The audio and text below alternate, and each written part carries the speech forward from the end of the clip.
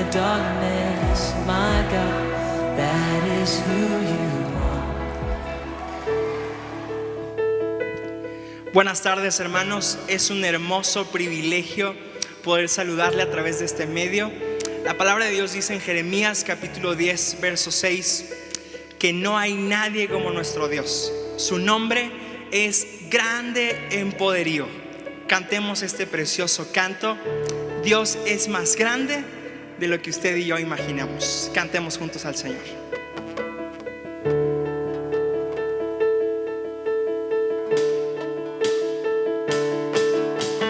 Alabe a tu nombre, bendeciré y moraré en tu gloria y esplendor. De tus maravillas meditaré, de tu gran poder proclamaré, de tu salvación diré y de tus bondades, porque eres más grande de lo que imagino y más hermoso de lo que pensamos. Oh, tú eres grande y digno de alabar. Las generaciones te cantarán, tu misericordia alabarán. Cantaremos juntos del Salvador, que vino y del pecado nos libró. Tú llenas nuestras vidas, por siempre te alabaremos, porque eres más grande de lo que imagino y más hermoso, Dios, de lo que pensamos. Oh, tú eres grande y digno de alabar.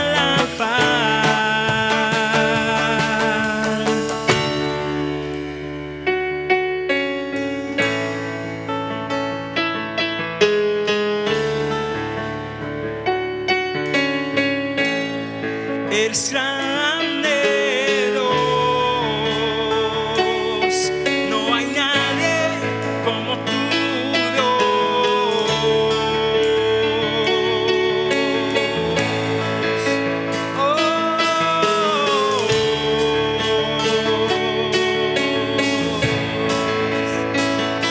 porque eres más grande de lo que imagino y más hermoso, Dios, de lo que pensamos, porque eres grande de lo que imagino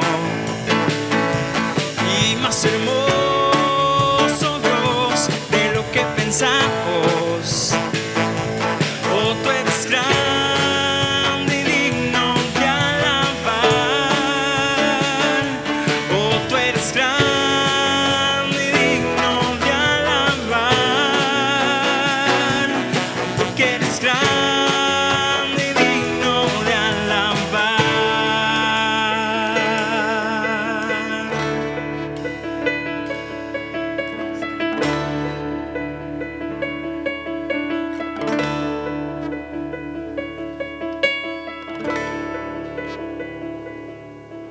Hermanos, Dios les bendiga, amada iglesia.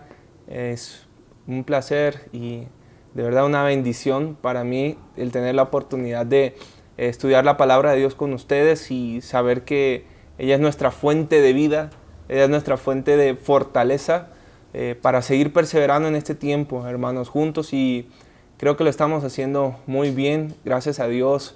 La iglesia está unida en mente, en propósito, y sin duda alguna esto viene a través de la palabra de Dios. Así que vamos a continuar, hermanos, con nuestro estudio en la carta de Santiago. Ya hemos iniciado con este estudio y seguimos firmes, hermanos. Vamos a mantenernos confiados en las promesas de Dios que aquí encontramos, porque llegan las pruebas y sí, nos golpean, nos doblamos, pero no nos rompemos, hermanos. El Señor está con su pueblo hasta el final y en sus manos está nuestra vida, sin duda. Tenemos un depósito seguro en el Señor. Hemos iniciado con este estudio de la Carta de Santiago y ha sido un verdadero mensaje directo de Dios, bendecido. Hemos sentido la voz de Dios en nuestra vida y precisamente iniciamos hablando en el pasaje de los versículos 1 al 18 del capítulo 1 y allí comprendimos el por qué los cristianos pasamos por diferentes pruebas de nuestra fe y con qué propósito el Señor las permite. La semana pasada nuestro hermano Memo nos habló en los versículos 19 al 27 y allí se nos invitaba a tener una actitud proactiva en la lucha contra todo lo malo, contra todo lo sucio en este mundo, para que la semilla de la palabra dé fruto en nuestros corazones. Eso se veía en el versículo 21 y también en el 25, que si vivimos en constante práctica de lo que oímos de la palabra, entonces Dios nos bendecirá en nuestra vida en todo lo que hacemos. En esta ocasión, hermanos, vamos a iniciar el capítulo 2 y les invito a examinar los versículos del 1 al 13 de este capítulo. Aquí el escritor nos continúa explicando la manera práctica cómo se puede cumplir el ser hacedores de la palabra y no solamente oidores, con otro ejemplo importante, y es la discriminación, o como bien lo dice la palabra, la acepción de personas. Vamos a examinar el pasaje, hermanos, y vamos a extraer las verdades aquí señaladas. Muy bien, hermanos, dice el pasaje, la palabra de Dios en Santiago 2 del 1 al 13. Hermanos míos, ustedes que tienen fe en nuestro glorioso Señor Jesucristo, no deben hacer diferencias entre personas. Puede darse el caso de que al lugar donde ustedes se reúnen llegue alguien vestido con ropa elegante y con anillos de oro, y llegue también un pobre vestido con ropa andrajosa. Si ustedes reciben gustosos al que viste la ropa elegante y le dicen, venga usted, siéntese aquí, que es un buen lugar, pero al pobre le dicen, tú quédate allí de pie o siéntate en el suelo, ¿acaso no están discriminando entre ustedes y haciendo juicios malintencionados? Amados hermanos míos, escuchen esto. ¿Acaso no ha escogido Dios a los pobres de este mundo para que sean ricos en fe y herederos del reino que Él ha prometido a los que lo aman? Pero ustedes han despreciado a los pobres. ¿Acaso no son los ricos quienes los explotan a ustedes y quienes los llevan ante los tribunales? ¿Acaso no son ellos los que blasfeman contra el precioso nombre que fue invocado sobre ustedes? Bien harán ustedes en cumplir la ley suprema de la Escritura. Amarás a tu prójimo como a ti mismo. Pero si ustedes hacen diferencia entre una persona y otra, cometen un pecado y son culpables ante la ley. Porque cualquiera que cumpla toda la ley, pero que falle en un solo mandato, ya es culpable de haber fallado en todos. Porque el que dijo, no cometerás adulterio, también dijo, no matarás. Es decir, que alguien puede no cometer adulterio, pero si mata, ya ha violado la ley. Hablen y vivan como quienes van a ser juzgados por la ley que nos da libertad. Pues a los que no tienen compasión de otros, tampoco se les tendrá compasión cuando sean juzgados, porque la compasión prevalece sobre el juicio. Muy bien, hermanos, vamos a examinar en la palabra de Dios y vamos a extraer aquí las verdades del Señor que nos quiere enseñar. En el versículo 1, Santiago directamente entra a ver el problema que estaban teniendo los cristianos en ese entonces. Un pecado en el que estaban cayendo, con el que estaban siendo tentados, y era el de hacer diferencia entre las personas. Y cuando les dice que vuestra fe se refiere a el todo del cristianismo. Es decir, lo que realmente está diciendo es: mis hermanos, no profesen ser cristianos cuando al mismo tiempo están haciendo diferencia entre las personas. No traten de ser un cristiano con hipocresía, vivir el cristianismo y ser un hipócrita a la vez. Y al referirse al glorioso Señor Jesucristo, precisamente nos está recordando que el mismo Señor Jesús, a pesar de la pobreza y de la extrema humillación a la cual fue sometido en la tierra, la posición de Él ahora es de gran gloria. Una gloria que también Él ofrece a sus humildes discípulos y apoyado en el carácter cristiano, no en la fama o en las posesiones que podemos tener en este mundo. Por lo tanto, hermano, lo que Santiago le está pidiendo a los cristianos es que no hagan de esta práctica, de esta acción, un hábito en su vida cuando dicen ser discípulos de Cristo, porque Cristo y la fe misma es ajena a este tipo de actuar. Es imposible para uno que se acerque a Dios en adoración hacerlo cuando el corazón no está bien, cuando la conducta está corrompida, y esto es un acto que corrompe nuestra conducta. En el versículo 2 ya comienza a explicarnos el ejemplo, y el ejemplo es un contraste que maneja entre un hombre, dice, con anillo de oro y ropa lujosa, y un pobre con vestido sucio.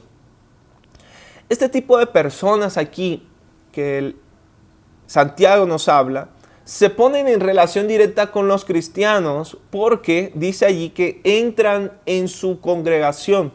Y por lo tanto, cuando entran a su congregación, ellos se exponen a lo que allí se hace o de quienes lo hacen, de quienes están dirigiendo. Para entender el caso, hermano, primero debemos comprender quiénes son estos dos personajes. El hombre con anillo de oro era una persona ostentosa. Dice que lo compara con aquellos que mostraban casi anillo en todos sus dedos y que caminaban, ¿no?, para atraer la atención. La aparición de un hombre así en ese tiempo era tan excepcional, era un caso tan excepcional que cuando pasaba llamaba la atención de todos, causaba un alboroto y todos querían ver a el personaje. Mientras que el pobre no llamaba la atención. De hecho, la palabra allí en específico era un mendigo o aquel que depende de la caridad de otros para su existencia. Entonces, no generaba interés alguno su visita. Sin embargo, hermanos, algo que tenemos que entender es que en este pasaje ambos eran inconversos. Ambos no tenían la salvación de Dios y por lo tanto estaban necesitados de su amor de igual forma. Y precisamente esto es lo que explica en el resto del ejemplo, de que ambos tienen la misma condición ante Dios y son igualmente necesitados de la gracia de Dios. Entonces aquí el punto que hace toda la inflexión es el hecho de que estos hombres llegan a la congregación, estos hombres llegan con los cristianos. Literalmente significa juntarse con. El significado en ese tiempo apostólico de una congregación reunida, el lugar donde la asamblea toma lugar. Y bueno, ya más que un lugar, es quienes allí se congregan y el propósito por el cual lo hacen. A través del Nuevo Testamento entendemos que la iglesia siempre se reunió en diferentes lugares, pero con el propósito de edificar a los santos, edificar a la iglesia y para predicar el evangelio, para dar a conocer la salvación de nuestro Señor. Por lo tanto, una actitud como esta, de discriminar, de hacer diferencia entre personas, no tiene lugar entre la congregación del Señor, no tiene lugar entre los hijos de Dios, porque este no es el propósito por el cual se reúnen. En los versículos 3 al 7 precisamente nos explica que esta actitud no refleja un mero descuido, no fue de que, ay, se me pasó, ¿verdad? Sino que era una intención egoísta, era un acto totalmente intencionado, destructivo, ya que se olvida de la misericordia, del amor, y solo busca el beneficio propio. Si es que fuera posible, los que estaban actuando de esta manera, seguramente estaban pensando en sacar un beneficio de esta persona, pero el apóstol dice, a ver si los van a ayudar, no son aquellos los que los llevan ante los tribunales. Entonces era una forma inclusive de engañarse a sí mismo queriendo algún beneficio de este tipo de personas. Es más, ¿no? Lo que les reprocha aquí Santiago sería la pregunta, ¿no están mostrando incredulidad en la instrucción de nuestro Señor cuando estrictamente prohibió todo esto en su enseñanza? Recordamos el Sermón del Monte y tantas menciones del Señor Jesús a la misericordia y el amor.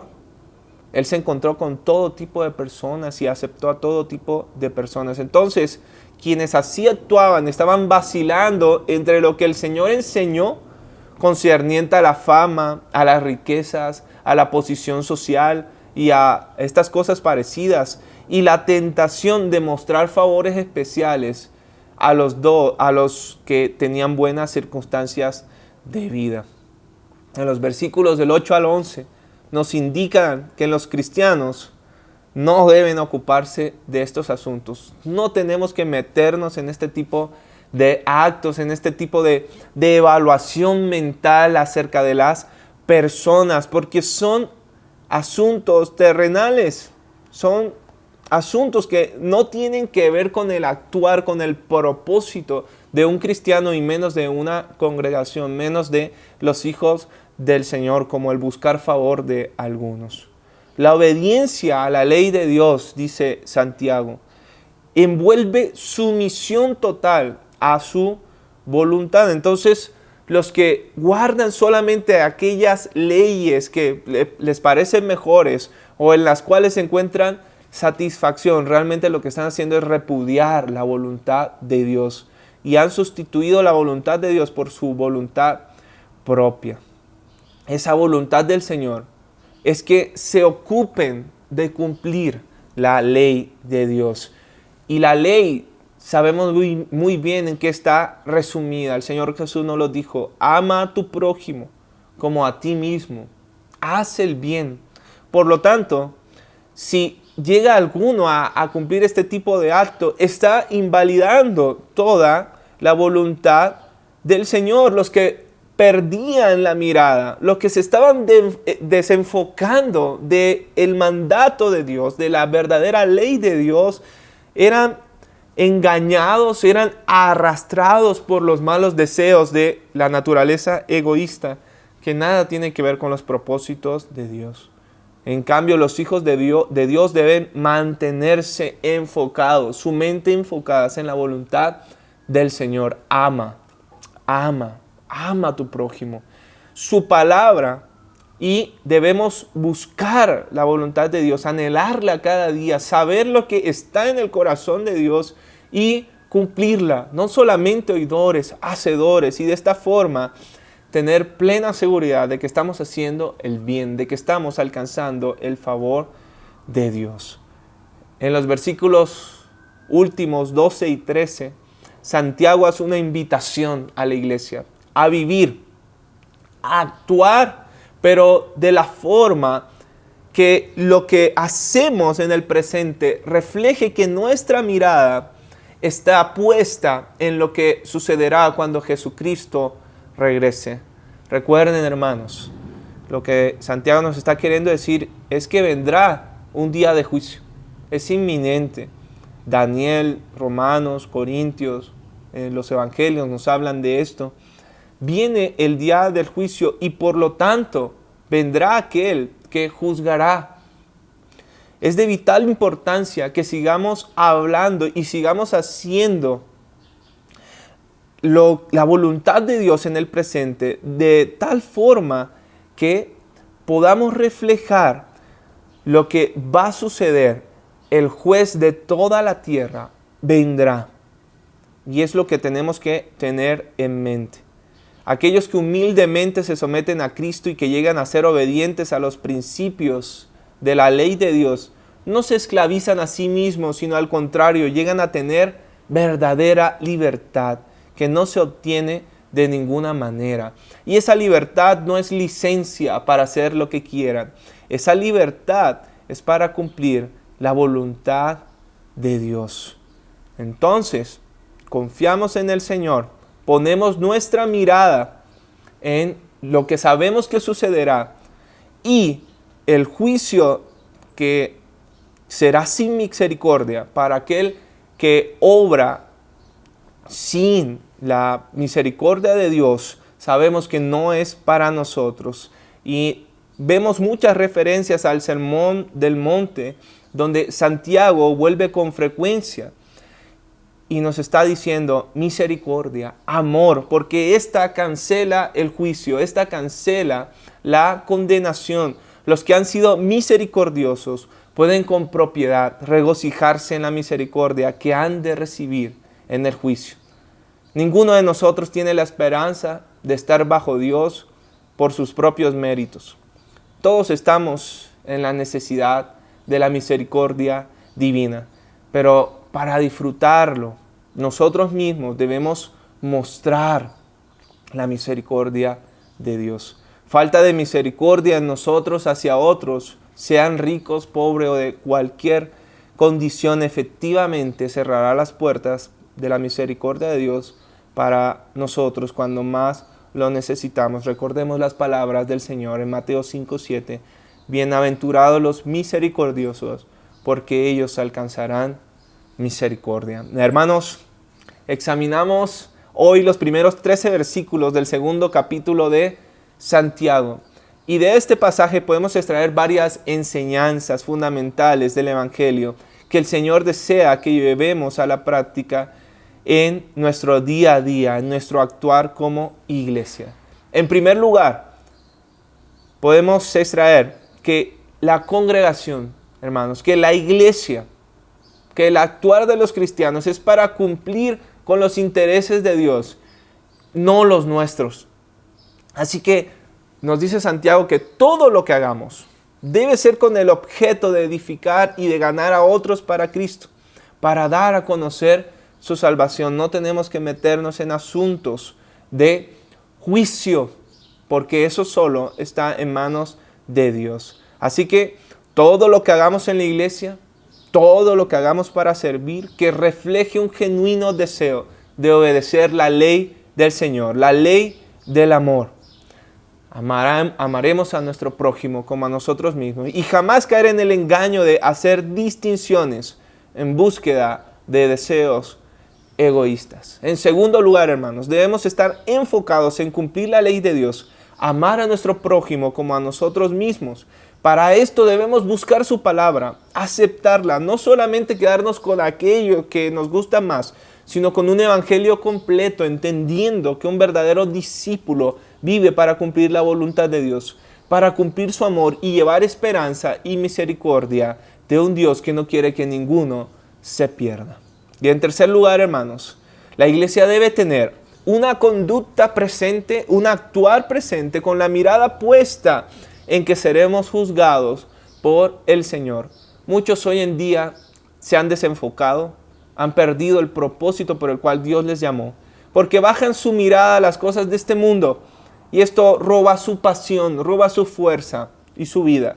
Los hijos de Dios debemos vivir enfocados, manteniéndonos firmes a pesar de las pruebas y las circunstancias, obedeciendo al Señor, mostrando su amor, aprovechando bien el tiempo, ya que como dijo Jesús en Juan 14:23, si alguno me ama, mi palabra obedecerá y mi Padre lo amará y vendremos a Él y haremos nuestra morada con Él.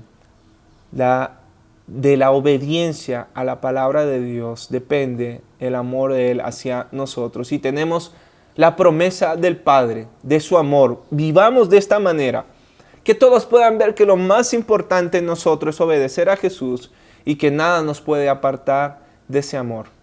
Es la mejor forma de invertir en esta vida, hermanos. Es la manera más segura de tener seguridad y paz ante cualquier circunstancia, sobre todo en la actual, que es tan difícil. Amemos, sirvamos y dejemos al Señor hacer su obra en cada vida. El Padre nos ama porque cumplimos su ley y su vida, nuestra vida está en sus manos. Así que obremos como el Señor quiere. Vamos a orar, hermanos. Señor, te agradecemos, Padre, por esta porción, Señor, de tu palabra. Gracias porque Santiago nos sigue explicando cómo debemos vivir, Señor. No solamente oidores, sino hacedores. Sabemos, Señor, que no está en nuestras manos el utilizar, Padre bendito, las reuniones, la congregación para deseos egoístas, sino que todo lo que hagamos debe reflejar tu interés, Señor. Tú no quieres que ninguno se pierda, sino que todos te conozcan. Por lo tanto, permítenos amar, Señor. Permítenos amar, mostrar, Señor, que la salvación y tu amor es para todos. Padre bendito, que tengamos nuestra mirada, que la iglesia tenga la mirada fija, Señor, en que un día vendrás y que el día de juicio, Señor, vendrá y tú juzgarás nuestros actos. Así que, Señor, que podamos permanecer en la ley perfecta que es tu palabra. A ti sea la gloria. Nos entregamos, Señor, a tu voluntad. Oramos en Cristo Jesús. Amén. Hermanos, damos gracias a Dios por su palabra y sigamos obedeciéndole. Nos encontramos en el próximo miércoles. Que el Señor les bendiga. Sigámonos cuidando. Que el Señor guarde a su iglesia. Nos vemos, hermanos. Bendiciones. I worship you are way